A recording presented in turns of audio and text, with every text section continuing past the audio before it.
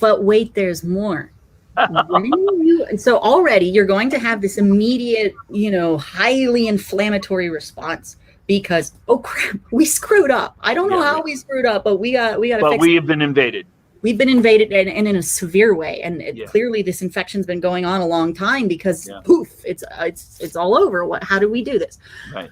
But because when you do this, when you cause such an inflammatory reaction, your innate immune system is non-specific. It doesn't care. It just says, okay, there's a problem. Let's try to do everything we can to shut it down. But when you have inflammation, you activate your white blood cells, and the ones that start going around trying to identify who's the problem.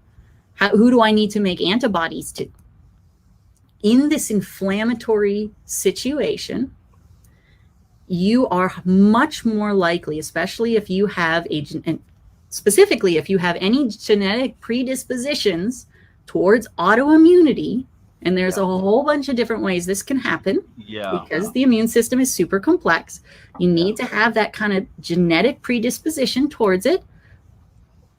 But this can lead to an activation of autoimmune and autoinflammatory conditions when you have this unnatural, highly inflammatory situation. So the problem with the J&J vaccine is actually kind of straightforward because it's kind of undeniable. It's a very specific reaction, and from my understanding, it has to do with the fact that they're using an adenovirus, which is a cold virus, at the same time as they're using the spike proteins. So what is happening is, just as I described, you have a full body inflammatory reaction because all of your cells are horribly infected. So your whole body goes, oh my gosh, we need to turn on everything. And at the same time, you have the adenovirus, which is the shell that they're using to deliver it.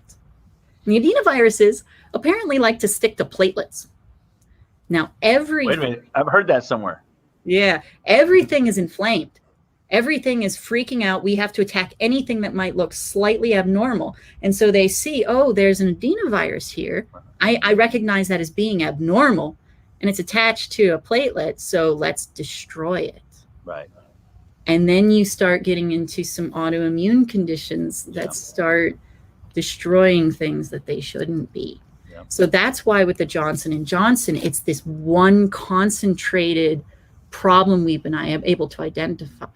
But that doesn't mean that Moderna and Pfizer, the mRNA vaccines, are any better, because the problem with Moderna and Pfizer is the reactions we're going to see from them are most likely going to be autoimmune and autoinflammatory, and they are not going to be consistent from person to person because it depends on the individual in question's genetics.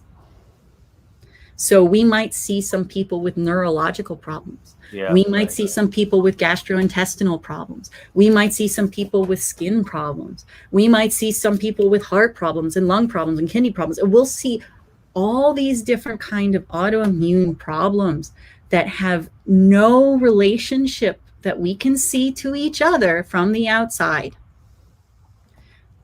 because of what we are doing. And especially if they start doing boosters, this is just going to get infinitely worse. Right.